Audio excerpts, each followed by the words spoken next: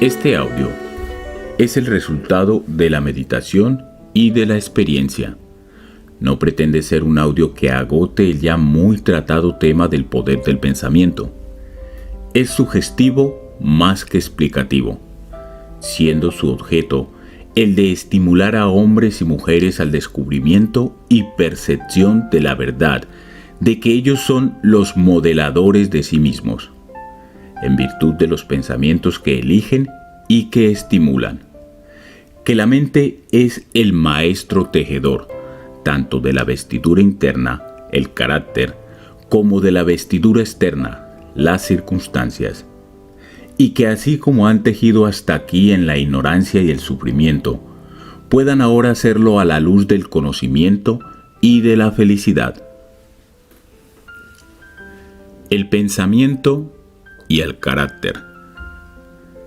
El aforismo que dice, como el hombre piensa en su corazón, así es él, no solo abarca todo lo referente al ser humano, sino que es tan comprensivo y amplio que se extiende a todas las condiciones y circunstancias de su vida. El hombre es literalmente lo que piensa, siendo su carácter la suma total de todos sus pensamientos. Así como la planta nace de la semilla y no podría existir sin esta, así todos los actos del hombre nacen de las semillas ocultas de su pensamiento y no podrían aparecer sin ellas. Esto es igualmente aplicable a aquellos actos llamados espontáneos o no premeditados, como aquellos que se ejecutan deliberadamente. La acción es la flor del pensamiento, y la alegría o el sufrimiento son sus frutos. De este modo, el hombre cosecha los productos dulces o amargos de su propia labranza. El pensamiento nos ha forjado. Lo que somos, por él fue forjado y construido. Si la mente del hombre contiene malos pensamientos, el dolor lo sigue como la rueda tras el buey que la arrastra. Si persevera en pureza de pensamiento, la alegría lo acompaña como su propia sombra inevitablemente. El hombre no es una creación artificial, sino que se desarrolla por ley. La causa y el efecto son tan absolutos e indesviables en el reino oculto del pensamiento como lo son en el mundo visible y material. Un carácter noble y perfecto no es obra del favor o de la casualidad. Es el resultado natural del continuo esfuerzo en el buen pensar, el efecto de una asociación largamente cultivada con el pensamiento de la perfección. Mediante el mismo proceso, un carácter vil y bestial es el resultado del continuo hospedaje de pensamientos bajos. El hombre se forma o deforma a sí mismo. En la fragua del pensamiento forja las armas para su propia destrucción, como ahí también elabora las herramientas con que construye para sí mansiones celestiales de felicidad, fortaleza y paz. Mediante la buena elección y verdadera aplicación del pensamiento, el hombre asciende a la perfección divina. Mediante el abuso y la mala aplicación de él, desciende a un nivel más bajo que el de la bestia. Entre estos dos extremos están todas las graduaciones del carácter, y el hombre es el artífice y señor de ellas. De todas las hermosas verdades restituidas y traídas nuevamente a la luz en esta era, ninguna más alentadora o más fecundada en esperanza y valor que esta, que el hombre es el amo de su pensamiento, el formador de su carácter, el hacedor y moldeador de sus condiciones, de su medio ambiente y de su destino. Como poseedor de los atributos de poder, inteligencia y amor, y como señor de sus propios pensamientos, tú tienes en tus manos la llave de toda situación y encierras en ti mismo el factor que transformas y regeneras, mediante el cual puedes llegar a ser lo que deseas ser. Tú eres siempre el amo, aún en un estado de mayor debilidad y abandono. Pero en tu flaqueza y degradación, eres amo culpable que gobierna mal su casa. Cuando empiezas a reflexionar sobre tu condición y a buscar diligentemente la ley sobre la cual está establecido tu ser, entonces te conviertes en amo juicioso que diriges tus energías con inteligencia y que formas tus pensamientos teniendo en vista resultados fructíferos. Tal es el amo consciente. Tú solo puedes llegar a hacerlo descubriendo en ti mismo las leyes del pensamiento, cuyo descubrimiento depende totalmente de la aplicación, el análisis y la experiencia. Solo mediante largas exploraciones y excavaciones se obtiene el oro y los diamantes. Del mismo modo, puede el hombre encontrar todas las verdades relacionadas con su ser, cavando profundamente la mina de su alma.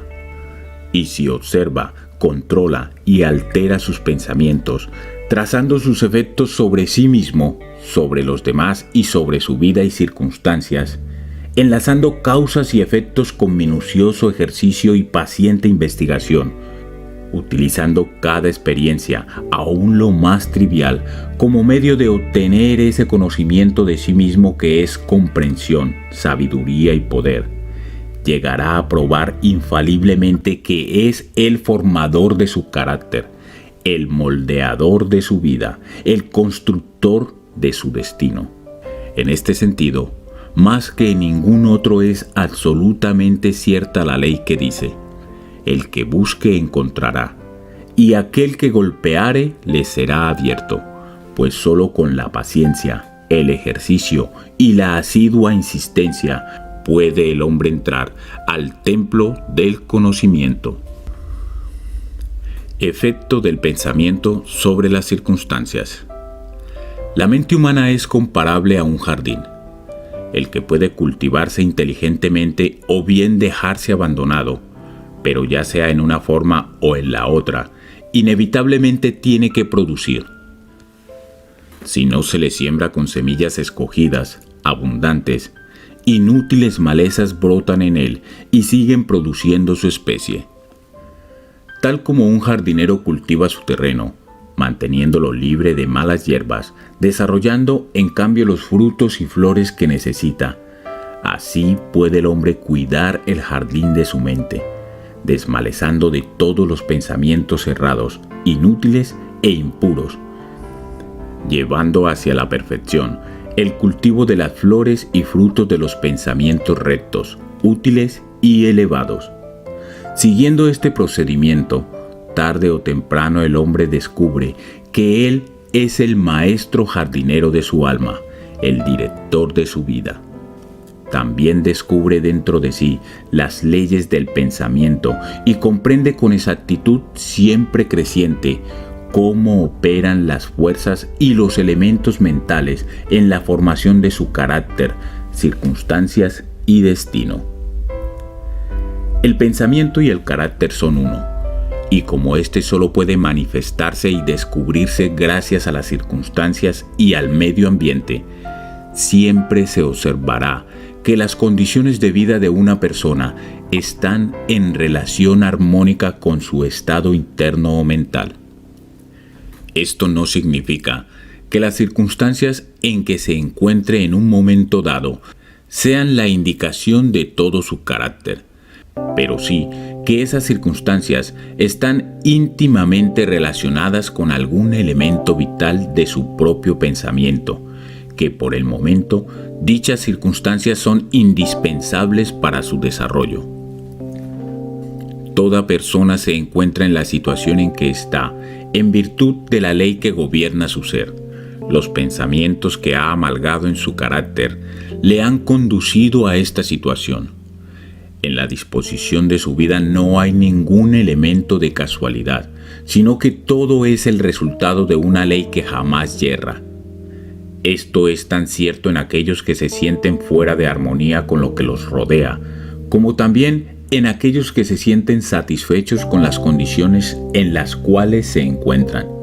El hombre, como ser sujeto al progreso y la evolución, se encuentra en su situación actual, sea cual sea, para que aprenda que él es susceptible de crecimiento, es decir, de desarrollo, y a medida que aprende la lección espiritual que cualquier circunstancia encierra para él, ésta desaparece y da lugar a otras. Las circunstancias maltratan al hombre mientras éste se cree víctima de condiciones externas, pero cuando llega a comprender que él es un poder creador y que puede gobernar el terreno y las semillas ocultas de su ser, de donde brotan las circunstancias, entonces llega a ser el verdadero dueño de sí mismo.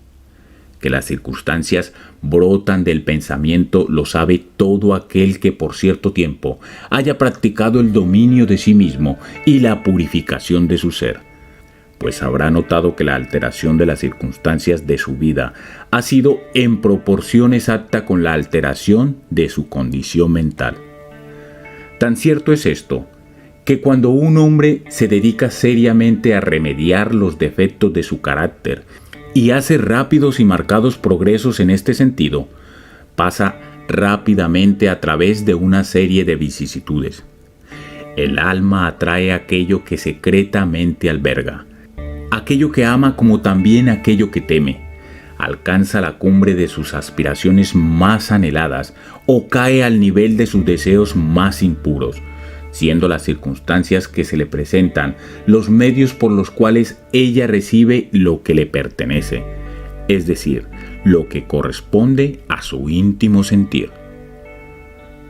Toda semilla de pensamiento sembrada voluntariamente, o que hemos permitido caer y arraigar en la mente, produce aquello que le es propio, floreciendo tarde o temprano en la acción, aportando sus propios frutos de oportunidades y circunstancias. Los buenos pensamientos aportan buenos frutos, los malos pensamientos, malos frutos. El mundo externo de las circunstancias toma forma de acuerdo con el mundo interno del pensamiento, y tanto las condiciones agradables como las desagradables son factores que ocurren al bien absoluto del individuo. Como cosechador de sus propias siembras, el hombre aprende tanto con el sufrimiento como con la felicidad. Yendo tras la satisfacción de los más recónditos deseos, aspiraciones y ambiciones que lo dominen, persiguiendo los fuegos fatuos de concepciones impuras o siguiendo firmemente el camino real del esfuerzo vigoroso y elevado, el hombre llega al fin, al cumplimiento de ellos en las condiciones externas de su vida. Las leyes de crecimiento y concordancia se cumplen siempre y obtienen lo que les es inherente. No se llega a la cárcel o al presidio por la tiranía de la suerte o de las circunstancias, sino por el sendero de los pensamientos abyectos y de los deseos bajos. Ni tampoco un hombre de mente pura cae súbitamente en el crimen bajo por la presión de una mera fuerza externa. El pensamiento criminal, desde tiempos atrás, fue secretamente alentado en su corazón, y la hora de la oportunidad reveló su acumulado poder. Las circunstancias no hacen al hombre, lo revelan a sí mismo. No puede existir el descenso al vacío con sus correspondientes sufrimientos sin que existan inclinaciones viciosas, ni el ascenso hacia la virtud y su felicidad pura sin el cultivo continuo de aspiraciones virtuosas. El hombre, por consiguiente, como señor y dueño del pensamiento, es el que se forma a sí mismo, como también es el modelador y el autor de lo que lo rodea. Aún al nacer, el alma recibe lo que le pertenece y a través de cada paso de su peregrinación terrena atrae las diversas condiciones que la revelan, que son los reflejos de su propia pureza o impureza, de su fuerza o debilidad. No atraemos lo que deseamos, sino lo que somos. Nuestros caprichos, fantasías y ambiciones son coartadas a cada paso, pero los pensamientos y deseos más recónditos se nutren con su alimento propio, sea este puro o impuro, y subsisten mientras los otros permanecen. La divinidad que forma nuestros destinos está dentro de nosotros, es nuestro propio ser. El hombre es quien se amarra a sí mismo. El pensamiento y la acción son los carceleros del destino. Aprisionan si son bajos. También son los ángeles de la libertad. Liberan si son nobles. No aquello que desea ni aquello por lo cual ruega obtiene el hombre, sino aquello que con justicia gana para sí y merece. Sus deseos y ruegos son satisfechos y cumplidos solo cuando ellos armonizan con sus pensamientos y acciones. A la luz de esta verdad, ¿qué significa entonces el dicho luchar contra las circunstancias? Significa que el hombre se subleva continuamente contra un efecto externo mientras sigue alimentando y preservando la causa de él en su corazón. Esta causa puede tomar la forma de un vicio o de un defecto consciente, o bien de una debilidad inconsciente, pero sea cual fuere, obstinadamente entraba los esfuerzos de su poseedor, clamando de este modo porque se remedie el alma. Todos ansían mejorar las circunstancias, pero nadie está dispuesto a mejorarse a sí mismo. Por consiguiente, siguen ligados a sus males. Aquel que no retrocede ante el sacrificio nunca dejará de realizar el anhelo de su corazón. Esto es tan cierto de las cosas materiales como de las espirituales. Aun aquel cuyo único fin es adquirir riqueza, debe estar preparado para hacer grandes sacrificios personales antes de poder lograr su objetivo. Con cuánta mayor razón aquel que desea llegar a realizar una vida poderosa y serena. He aquí a un hombre miserablemente pobre. Anhela mejorar de situación, sin embargo esquiva el trabajo y considera justificado el tratar de engañar a quien lo emplea, alegando que su sueldo es insuficiente. Un hombre como este no comprende ni los más sencillos rudimentos de aquellos principios que son la base de la verdadera prosperidad, y no solo está totalmente incapacitado para salir de su miseria, sino que debido a los pensamientos indolentes, falaces e innobles que mantiene y con los cuales actúa, se atrae miserias aún más hondas que las que lo aquejan al presente. He aquí a un rico, víctima de una enfermedad dolorosa y persistente, resultado de su gula. Está dispuesto a dar grandes sumas de dinero para librarse de su mal, pero no está dispuesto a sacrificar su glotonería. Quiere satisfacer su gusto por los manjares suculentos y antinaturales, y al mismo tiempo tener salud. Un hombre como este está completamente incapacitado para gozar de ella, porque aún no ha aprendido los primeros principios de una vida sana. Aquí tenéis a un contratista que adopta medidas torcidas para evitar el pago del salario reglamentario y con la esperanza de hacer mayores ganancias, reduce el jornal de sus trabajadores. Este hombre está incapacitado para la prosperidad y cuando se encuentra en quiebra, tanto de reputación como de fortuna, culpa a las circunstancias, no sabiendo que solo él es el autor de su infortunio. He introducido estos casos simplemente para ilustrar la verdad de que el hombre es el causante, aunque casi siempre inconsciente, de las circunstancias de su vida, y que a pesar de que aspira a un fin bueno, continuamente frustra su realización por medio de pensamientos y deseos que no pueden armonizar con dicho fin.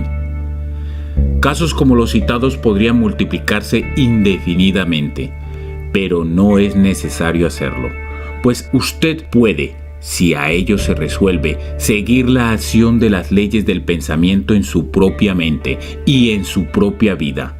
Y mientras no lo haga, meros hechos externos no podrán servirle como base de razonamiento. Sin embargo, las circunstancias son tan complicadas, el pensamiento tiene raíces tan profundas y las condiciones de felicidad varían tanto según los individuos, que el completo estado del alma de una persona, aunque conocido por ella misma, no puede ser juzgado por otra bajo el solo aspecto externo de su vida. Un hombre puede ser honrado en cierto sentido y no obstante sufrir privaciones. Puede ser desleal en ciertas cosas y sin embargo adquirir riquezas. Pero la conclusión a que generalmente se llega de que el uno fracasa precisamente por su honradez y que el otro prospera precisamente en virtud de su fraudulencia es el resultado de un juicio superficial que presume que el fraudulento es un hombre completamente corrompido y que el honrado es enteramente virtuoso. A la luz de un conocimiento más profundo y de una experiencia más vasta, este juicio resulta erróneo. Puede que el fraudulento tenga admirables virtudes que el otro no posee, y el honrado vicios sensurales ausentes en el primero. El hombre honrado cosecha los buenos resultados de sus pensamientos y actos honrados. A la luz de un conocimiento más profundo y de una experiencia más vasta, este juicio resulta erróneo. Puede que el fraudulento tenga admirables virtudes que el otro no posee, y el honrado vicios censurables ausentes en el primero. El hombre honrado cosecha los buenos resultados de sus pensamientos y actos honrados, y también atrae sobre sí los sufrimientos que sus vicios producen. El hombre fraudulento cosecha igualmente su propio sufrimiento y felicidad, de acuerdo con sus propios defectos y virtudes. Es agradable a la vanidad humana creer que se sufre por virtuoso. Pero mientras el hombre no haya extirpado de su mente todo pensamiento enfermizo, amargo e impuro, no podrá estar en situación de saber y de declarar si sus sufrimientos son el resultado de sus buenas o de sus malas cualidades. Y ya en camino hacia la suprema perfección, mucho antes de haberla alcanzado, habrá visto manifestarse en su mente y en su vida el trabajo de la gran ley, que es absolutamente justa y que por consiguiente no puede retribuir bien por mal, mal por bien. Poseedor de este conocimiento, sabrá entonces, volviendo la vista hacia su pasada ignorancia y ceguera, que su vida es y siempre ha sido ordenada con justicia, y que todas sus experiencias pasadas, buenas o malas, fueron el resultado equitativo de la acción de su ser poco evolucionado aún, pero en constante progreso hacia la perfección. Los buenos pensamientos y las buenas acciones nunca pueden producir malos resultados, como los malos pensamientos y las malas acciones nunca pueden producir buenos resultados. Esto equivale a decir que el maíz solo puede producir maíz y la ortiga solo ortigas. Los hombres comprenden esta ley en el mundo material y trabajan de acuerdo con ella, pero pocos comprenden en el mundo mental y moral, aunque su operación en estos es tan sencilla y exacta como en el primero, y por consiguiente no cooperan con ella. El sufrimiento es siempre efecto de algún pensamiento errado, el indicio de que el individuo está fuera de armonía con sí mismo, con la ley de su ser. Purificar, quemar todo lo que es inútil e impuro, es el único supremo fin del sufrimiento. Este cesa, pues, para aquel que ha alcanzado la pureza. No tendría objeto quemar el oro después que ha sido separado de la escoria. Así, un ser perfectamente puro no tendría por qué sufrir. Las circunstancias dolorosas que el hombre encuentra en su vida son el resultado de su propia desarmonía mental, así como las que le proporcionan dicha. La felicidad, y no las posesiones materiales, es la que da la medida del buen pensamiento, La miseria, y no la falta de bienes materiales, es la que da la medida del pensamiento errado. Un hombre puede ser desgraciado a pesar de ser rico, y puede ser feliz no obstante su pobreza. La felicidad y la riqueza solo se unen cuando ésta es empleada con sabiduría y rectitud. Y el pobre solo se sume en la miseria cuando considera su suerte como una carga injustamente impuesta. La indigencia y la incontinencia son los dos extremos de la miseria. Ambas son igualmente antinaturales, resultado del desorden mental. El hombre no está en buenas condiciones mientras no es sano, feliz y próspero. Y la salud, la felicidad y la prosperidad son el resultado de la concordancia armónica entre lo interno y lo externo, entre el hombre y lo que lo rodea. El ser humano solo empieza a ser hombre cuando cesa de lamentarse y de blasfemar, comenzando a buscar la justicia oculta que gobierna su vida. Al adaptar su mente a ese factor que la regula, cesa también de culpar a otros como causantes de su desgraciada condición y empieza a formarse con pensamientos vigorosos y nobles. Deja de rebelarse contra las circunstancias y comienza a aprovecharlas como una ayuda para su más rápido progreso, utilizándolas al mismo tiempo como medios de descubrir los poderes y posibilidades ocultas dentro de sí. Orden y no confusión es el principio dominante en el universo. Justicia y no injusticia. Es el alma y sustancia de la vida. Rectitud y no corrupción es la fuerza motriz y modeladora en el gobierno espiritual del mundo. Siendo esto así, el hombre solo tiene que armonizar con estos principios para encontrar que el universo es bueno, y durante el proceso de esta armonización encontrará que a medida que altere su pensamiento respecto a los seres y a las cosas, éstas también se alteran respecto a él. La prueba de esta verdad está en cada persona. Por consiguiente, admite fácil investigación mediante una sistemática introspección y análisis de sí misma.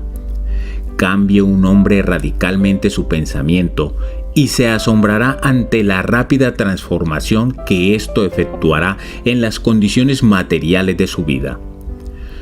Todos se imaginan que el pensamiento puede mantenerse oculto, pero no es así. Rápidamente este se cristaliza en hábitos, y el hábito, a su vez, se solidifica en circunstancias. Los pensamientos bestiales se cristalizan en hábitos de ebriedad y sensualismo, los que se solidifican en circunstancias que traen consigo privaciones y enfermedades. Los pensamientos impuros de toda especie se cristalizan en hábitos vergonzosos y enervantes, los que se solidifican en circunstancias perturbadoras y adversas. Los pensamientos de temor, duda e indecisión se cristalizan en hábitos de debilidad, cobardía e irresolución, los que se solidifican en circunstancias que producen fracasos, indigencia y esclavitud. Los pensamientos de pereza se cristalizan en hábitos de desaseo e impureza, los que se solidifican en circunstancias que sumen en la inmundicia y la mendicidad. Los deseos de reprobación y odio se cristalizan en hábitos de delación y violencia, los que se solidifican en circunstancias de injuria y persecución. Los pensamientos egoístas de toda especie se cristalizan en hábitos interesados, los que se solidifican en circunstancias más o menos angustiosas. Por otra parte, todos los pensamientos hermosos se cristalizan en hábitos de gracia y bondad, los que se solidifican en circunstancias alegres y risueñas. Los pensamientos puros se cristalizan en hábitos de temperancia y dominio de sí mismo, los que se solidifican en reposo y paz. Los de valor, confianza y decisión, en hábitos viriles que se solidifican en éxito, abundancia y libertad. Los enérgicos en hábitos puros e industriosos que se solidifican en circunstancias agradables. Los pensamientos apacibles e indulgentes en hábitos de bondad que se solidifican en circunstancias protectoras y preservativas. Los pensamientos amantes y desinteresados en hábitos de dedicación a los demás que se solidifican en circunstancias de segura y permanente prosperidad y verdadera riqueza. Una corriente cualquiera de pensamiento en la cual se persista, sea esta buena o mala, no puede dejar de producir sus resultados en el carácter y en las circunstancias. El hombre no puede elegir esta directamente, pero sí puede elegir sus pensamientos y de este modo, indirecta pero seguramente, moldear sus circunstancias. La naturaleza ayuda a todos a satisfacer los pensamientos que ellos más alientan y les presenta las oportunidades que con mayor rapidez traigan a la superficie tanto los pensamientos buenos como los malos. Cese un hombre en sus pensamientos pecaminosos y el mundo entero se suavizará hacia él y estará pronto para ayudarlo. Deje a un lado sus pensamientos débiles y enfermizos, y las oportunidades nacerán de todos lados, ayudando a sus enérgicas resoluciones. Aliente los buenos pensamientos, y ningún hado cruel lo atará a la miseria o a la vergüenza. El mundo es vuestro caleidoscopio, y las variables combinaciones de colores que en cada sucesivo instante os presenta son las imágenes primorosamente arregladas de vuestros pensamientos en perpetuo movimiento. Seréis aquello que tengáis la voluntad de ser. Dejad que el fracaso encuentre su falsa satisfacción en ese pobre mundo, el medio ambiente. El espíritu lo desdeña, es libre, domina al tiempo y conquista el espacio. Amedrenta esa jactanciosa engañadora, la suerte, y manda a la tirana circunstancia bajar de su trono y ocupar el sitio de una servidora. Aunque intervengan murallas de granito, la voluntad humana, esa fuerza invisible, progénite de una alma inmortal, puede abrirse camino hacia cualquier meta. No os impacientéis en la espera. Aguardad como quien comprende. Cuando el espíritu se levanta y ordena, los dioses están listos para obedecer. Efecto del pensamiento sobre la salud y sobre el cuerpo. El cuerpo es el servidor de la mente.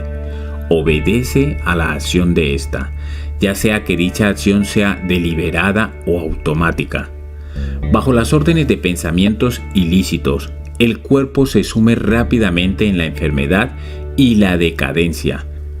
Como bajo el imperio de pensamientos alegres y hermosos, se sirve de juventud y belleza. La enfermedad y la salud, lo mismo que las circunstancias, tienen sus raíces en el pensamiento. Si éste es enfermizo, se expresará a través de un cuerpo enfermo. Es sabio que los pensamientos de temor han llegado a matar a un hombre con la misma rapidez que una bala, y continuamente estos mismos pensamientos están matando a miles de personas con la misma certeza, aunque más lentamente. Quienes viven en el temor a la enfermedad son quienes se enferman. La inquietud desmoraliza rápidamente todo el organismo, dejándolo a merced de la enfermedad. Y es así que los pensamientos impuros, aunque no satisfechos físicamente, pronto quebrantan el sistema nervioso. Los pensamientos enérgicos, puros y alegres, dan gracia y vigor al cuerpo. Este es un instrumento delicado y plástico que responde con prontitud a las ideas con las cuales se les impresiona, de modo que los hábitos mentales producen sus propios efectos, buenos o malos, sobre él. La humanidad seguirá teniendo sangre impura y envenenada mientras siga propagando pensamientos impuros. De un corazón limpio nace una vida y un cuerpo limpios. De una mente viciada procede una vida viciosa y un cuerpo corrompido. El pensamiento es la fuente de la acción, de la vida y de la manifestación. Purificad la fuente y todo será puro. El cambio de alimentación no ayudará al hombre que no cambie sus pensamientos. Cuando éste piense con pureza, ya no deseará alimentos impuros. Los pensamientos limpios hacen limpios los hábitos. Los santos que no bañan su cuerpo no son santos. El que no ha fortalecido y purificado su mente no necesita considerar el germen malévolo. Si deseáis perfeccionar vuestro cuerpo, vigilad vuestra mente. Si deseáis la renovación de aquel, haz que tus pensamientos e ideas sean hermosas. Los pensamientos de malicia, envidia, contrariedad y desaliento roban al cuerpo su gracia y salud. Una cara agria no es el resultado de la casualidad, sino de los pensamientos de igual especie. Las arrugas que desfiguran se graban por los vicios, la pasión y el orgullo. Conozco a una mujer de 96 años, cuyo rostro es radiante e inocente, como la de una joven. Conozco también a un hombre, aún distante de los 50, cuyo rostro se ha contraído en líneas inarmónicas. Lo primero es el resultado de una disposición de ánimo suave y alegre. Lo segundo es la consecuencia de la pasión y el descontento. Así como no podéis tener una morada sana y agradable si no dais amplia entrada al aire y al sol en vuestras habitaciones, así un cuerpo vigoroso y un semblante alegre, radiante o sereno, solo pueden resultar de la libre admisión en vuestra mente de pensamientos de alegría, buena voluntad y serenidad. En el rostro de los ancianos hay arrugas formadas por la simpatía, otras por el pensamiento enérgico y puro, y otras grabadas por las pasiones. ¿Quién no puede distinguirlas? Para aquellos que han vivido con rectitud, la vejez es serena, tranquila y declina con la serenidad del sol poniente. He visto hace poco a un filósofo en su lecho de muerte. Era anciano solo en años. Murió tan dulce y serenamente como había vivido.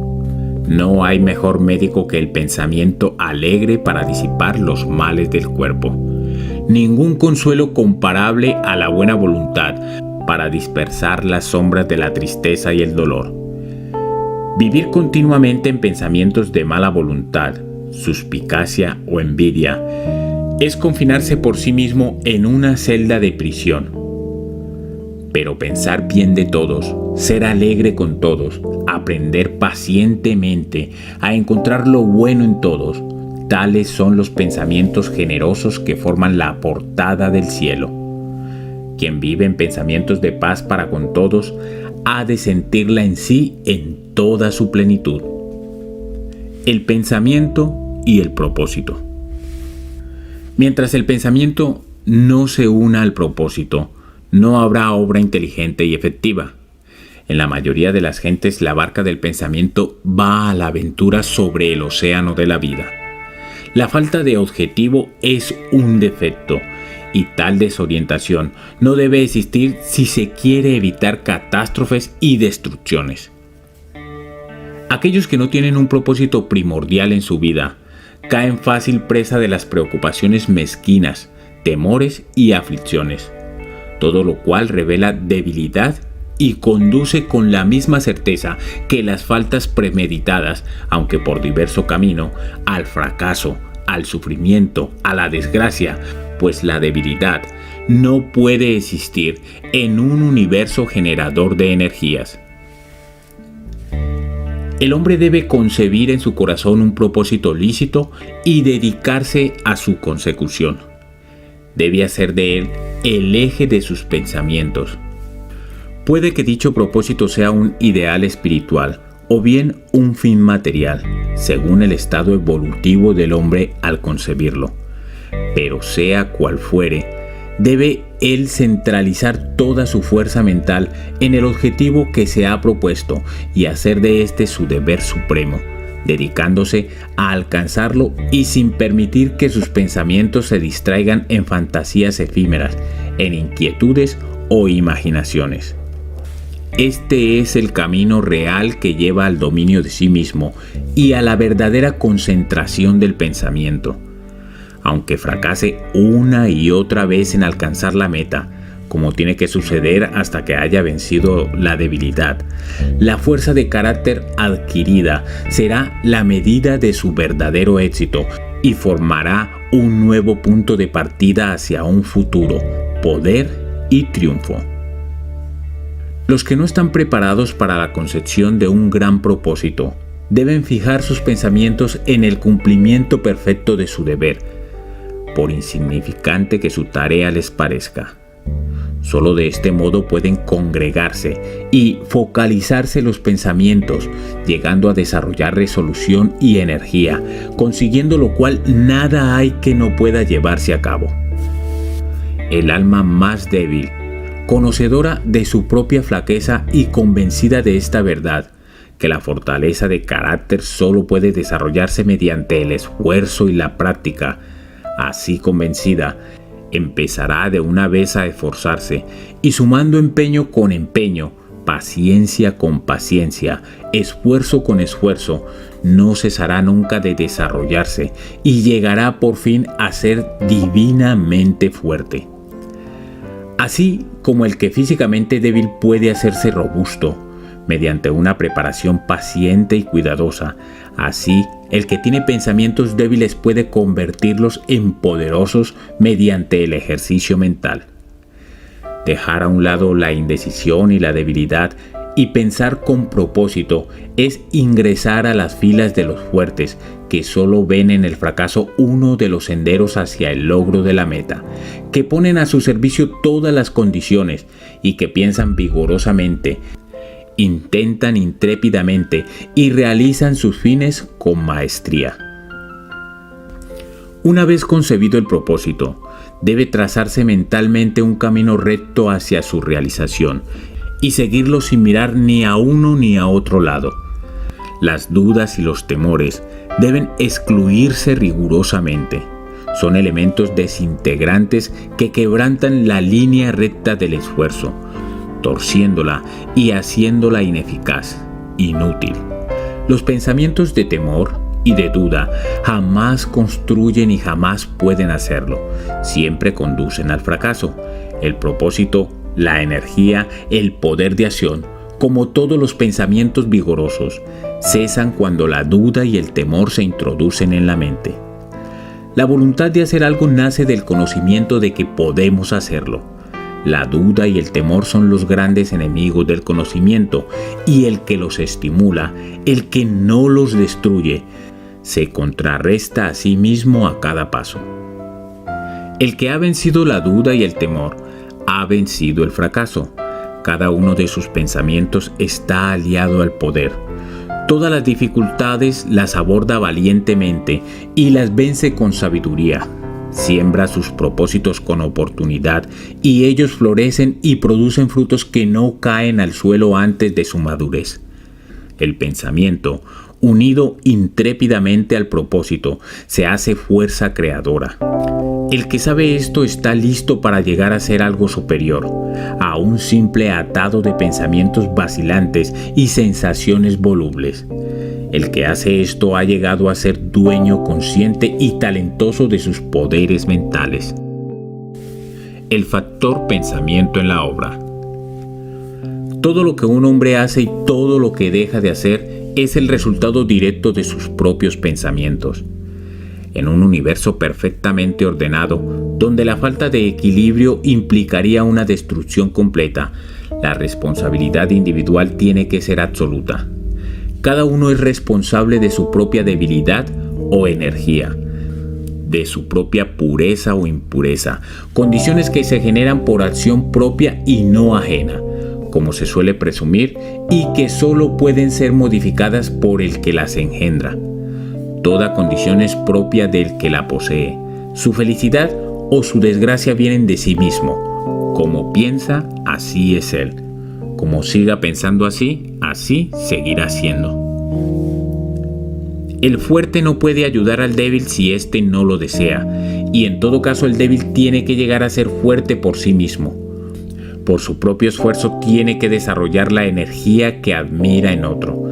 Nadie sino él puede modificar su condición. Ha sido costumbre pensar y decir: si muchos hombres son esclavos es porque existe un opresor. Odiémoslo. Hoy día, sin embargo, hay entre un número creciente de personas la tendencia a invertir este juicio y decir: existe un opresor porque muchos son los esclavos. Depreciemos a los esclavos. La verdad es que esclavos y opresor son cooperadores en la ignorancia, y que, aparentando atormentarse los unos a los otros, en realidad solo se atormentan a sí mismos. El conocimiento perfecto constata la acción de la ley en la debilidad del oprimido y en el mal aplicado poder del opresor. El amor perfecto, viendo el sufrimiento que ambas condiciones implican, no condena ni al uno ni al otro. La compasión perfecta abraza tanto al opresor como al oprimido. El que ha vencido la debilidad y ha dejado a un lado todo pensamiento egoísta, no pertenece ni a los opresores ni a los oprimidos. Es libre. El hombre solo puede levantarse, vencer y hacer obra, elevando sus pensamientos, y solo negándose a ello puede permanecer débil, abyecto y miserable. Antes de que pueda llevar algo a cabo, aunque sea lo más material, tiene que elevar su pensamiento por sobre la esclavitud de sus satisfacciones inferiores. Puede que no necesite renunciar a toda animalidad y egoísmo para llegar al éxito, pero, en parte al menos, tendrá que sacrificar estos goces de su baja naturaleza. Aquel cuyo primer pensamiento es la satisfacción bestial es incapaz de pensar con claridad o de trazar un plan metódico. Nada puede descubrir en sí, ni desarrollar sus recursos latentes. Por esto fracasa en cualquier empresa. Si no ha empezado por controlar sus pensamientos, no está en situación de controlar negocios, ni de asumir serias responsabilidades. No está apto tampoco para actuar independientemente, ni valerse solo. Mas, estas limitaciones de su capacidad solo dependen de los pensamientos que elija. No puede haber progreso ni obra sin sacrificio, y el éxito siempre está en relación directa con la magnitud de aquel, o sea, con la cantidad sacrificada de pensamientos confusos de naturaleza animal, para fijarse en cambio la mente en el desarrollo del plan elegido, fortificando así la resolución y la confianza en sí mismo. Mientras más se eleve el pensamiento, mientras más recto y noble se haga el hombre, mayor será su éxito y más fructífera y duradera su obra. El universo no favorece a los codiciosos, a los fraudulentos ni a los viciosos, aunque mirando solo la superficie de la vida, a veces parece ser así. Ayuda a los honrados, a los magnánimos, a los virtuosos. Los grandes maestros de todas las épocas así lo han declarado en distintas formas, y para probarlo y saberlo, solo hay que empeñarse en hacerse más y más virtuoso mediante la elevación del pensamiento. Los progresos intelectuales son el resultado de la idea consagrada a la investigación del conocimiento, de lo bello y de la verdad en la vida y en la naturaleza. Pueden estos progresos estar unidos a veces a la vanidad y a la ambición, pero no son ellos el resultado de estas características, sino de largo y arduo esfuerzo y de pensamientos puros y generosos. Los progresos espirituales son la consumación de sagradas aspiraciones. el que vive constantemente en la concepción de pensamientos nobles y elevados, que solaza su mente en la pureza y la generosidad, llegará a ser con la misma certeza con que el sol llega a su cenit o la luna a su plenitud, noble y sabio en carácter, elevándose a una posición de influencia y de bien. La obra de cualquier índole que sea es siempre la coronación del esfuerzo, la diadema del pensamiento. Mediante la ayuda del control de sí mismo, de la resolución, de la pureza, de la rectitud y del pensamiento bien dirigido, el hombre asciende. Bajo la influencia de la animalidad, de la indolencia, de la impureza, de la corrupción y de la confusión del pensamiento, el hombre desciende. Tú puedes alcanzar un gran éxito en un mundo y aún llegar a elevadas alturas en el plan espiritual, y de nuevo caer en la debilidad y la miseria, por dejar que te posean pensamientos vanidosos, egoístas y corrompidos. Las victorias alcanzadas mediante el buen pensar solo pueden mantenerse por la vigilancia.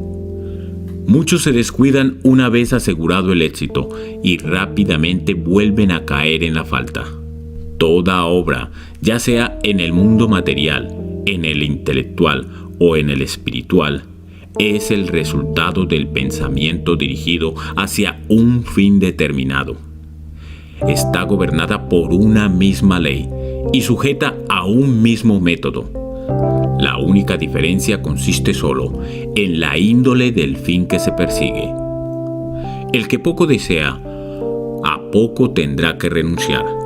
El que a mucho aspira, mucho tendrá que sacrificar. A grandes alturas, grandes sacrificios. Visiones e ideales. Los ideales son los salvadores del mundo. Así como el mundo visible se sostiene en el invisible, así los hombres a través de todas sus pruebas, sus faltas e inclinaciones sórdidas, se nutren de las hermosas visiones de los soñadores solitarios. La humanidad no puede olvidar sus idealistas. No puede dejar que los sueños de estos palidezcan y mueran. Vive en ellos. Sabe que esos sueños son las realidades que algún día contemplará y conocerá. Compositores, escultores, poetas, pintores, profetas, sabios. He aquí los constructores del más allá, los arquitectos del cielo. El mundo es hermoso porque ellos han vivido. Sin ellos la humanidad fatigada perecería. El que alimenta una hermosa visión, un noble ideal, lo verá realizado algún día.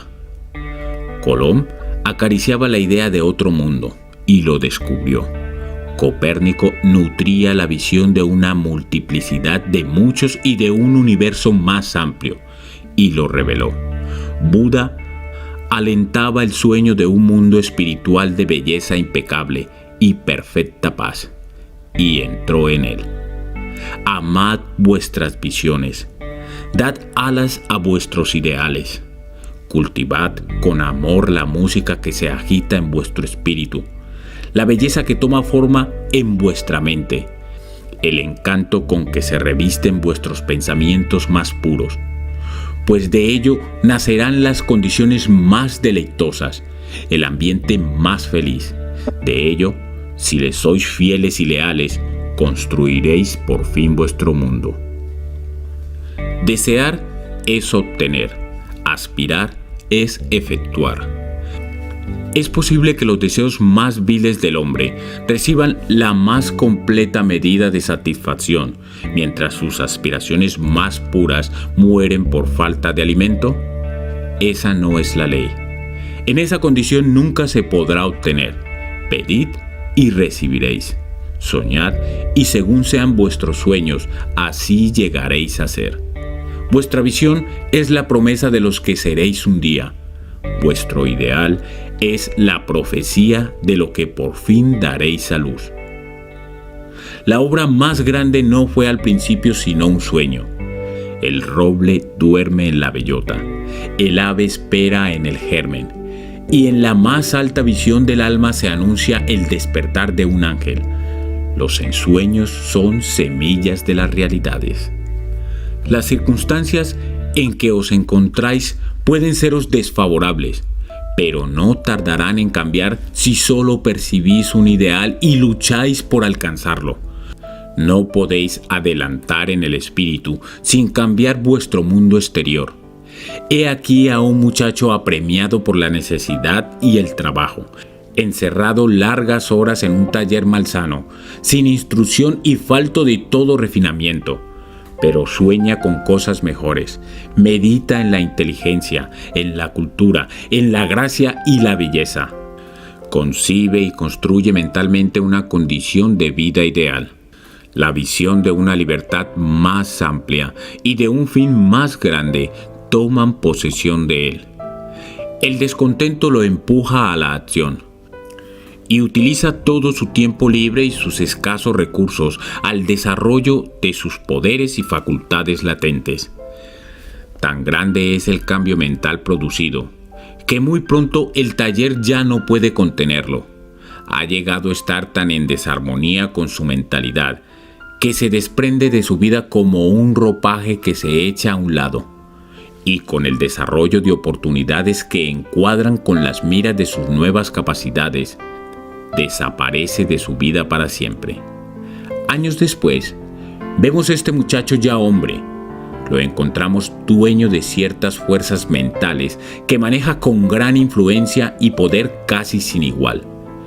En sus manos mantiene las cuerdas de gigantescas responsabilidades.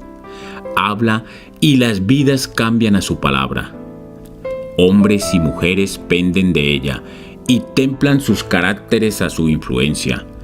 Y como el sol, llega a ser un centro fijo y luminoso alrededor del cual giran innumerables destinos. Ha realizado la visión de su juventud. Ha llegado a unificarse con su ideal. Tú también realizarás la visión buena o mala de tu alma, no el vago deseo, pues siempre has de gravitar sobre aquello que secretamente más ames. En tus manos serán puestos los resultados exactos de tus propios pensamientos. Has de recibir lo que hayas merecido, ni más ni menos.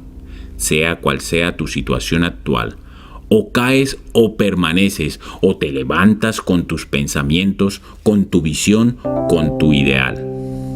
Te harás tan pequeño como tu deseo dominante, o bien como lo dice tan hermosamente Stanton Kirkan Davis. Puede que seas tenedor de libros y en un momento dado salgas por la puerta que tanto tiempo ha parecido una barrera a tus ideales y te encuentres ante el público, la pluma todavía tras de la oreja, las manchas de tinta aún en tus dedos, y ante él se desborde el torrente de tu inspiración. Puede que seas ovejero, llegarás a la ciudad, palurdo y admirado. Vagarás bajo la intrépida dirección del espíritu y has de llegar al estudio del maestro, que después de un tiempo te dirá: nada más puedo enseñarte. Y entonces serás tú el maestro, tú que poco tiempo hace soñabas grandes sueños mientras conducías tus ovejas. Los inconscientes, ignorantes y desidiosos, viendo solo las apariencias de las cosas y no las cosas en sí, hablan de suerte, de fortuna, de casualidad. Viendo a un hombre hacerse rico, dicen: ¡qué afortunado es! Observando que otro llega a ser un intelectual, exclaman: ¡qué favorecido! Y fijándose en la santidad y vasta influencia de un tercero, agregan: cómo lo ayuda la suerte a cada paso. No saben de las pruebas, los fracasos y las luchas que estos hombres han enfrentado voluntariamente para obtener su actual experiencia. No tienen idea de los sacrificios que han hecho, del indomable esfuerzo desplegado, de la fe ejercitada para llegar a vencer lo aparentemente insuperable y realizar la visión de su alma. No saben de la oscuridad y de las angustias, solo ven la luz y la alegría y lo llaman suerte.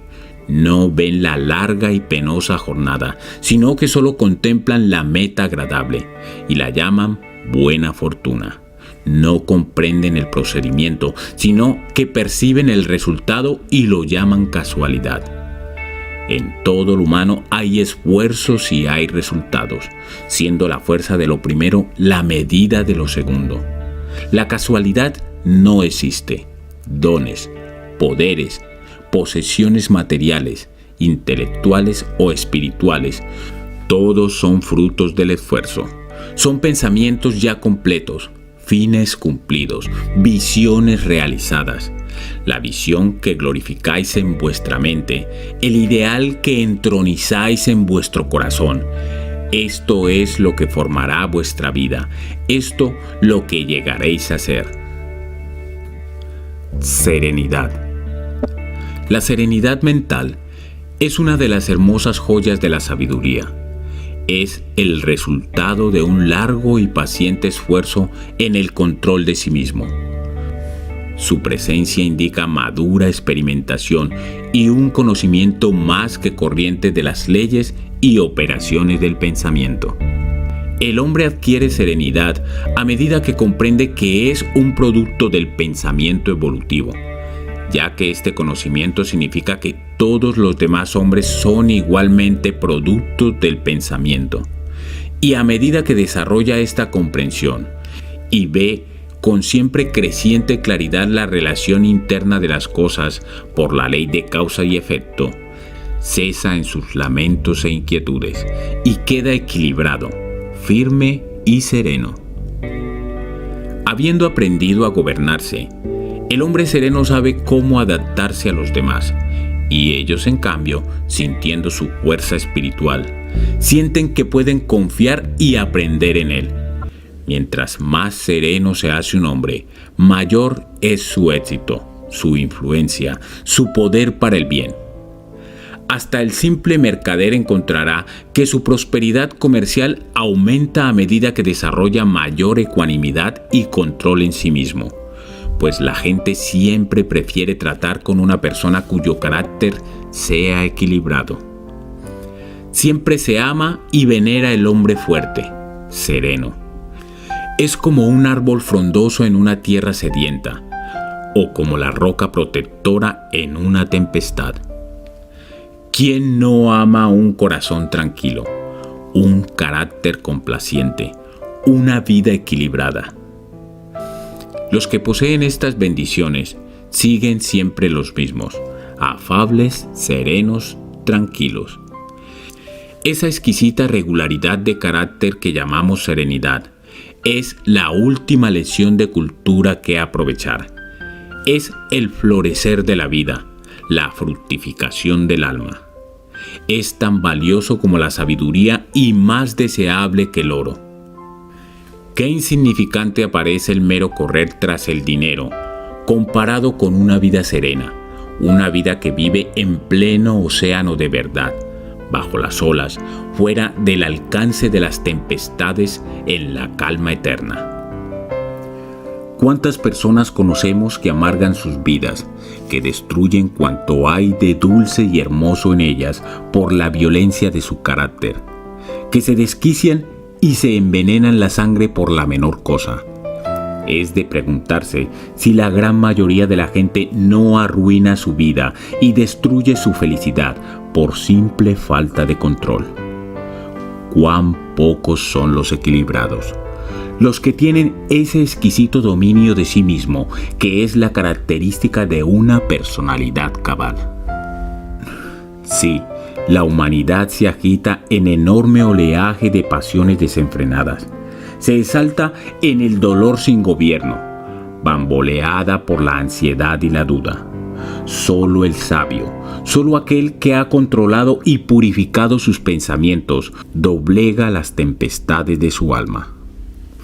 Almas atormentadas, donde quiera que estéis, sea cual fuere vuestra situación, sabed esto. En el océano de la vida sonríen las islas de la felicidad, y la playa luminosa de vuestro ideal os aguarda, Mantened la mano firme sobre el timón del pensamiento. Reclinado en la barca de vuestra alma, el amo duerme. Despertadlo. El control de sí mismo es fuerza. El pensamiento bien dirigido dormido. La serenidad, poder. Decid a vuestro corazón: la paz sea contigo.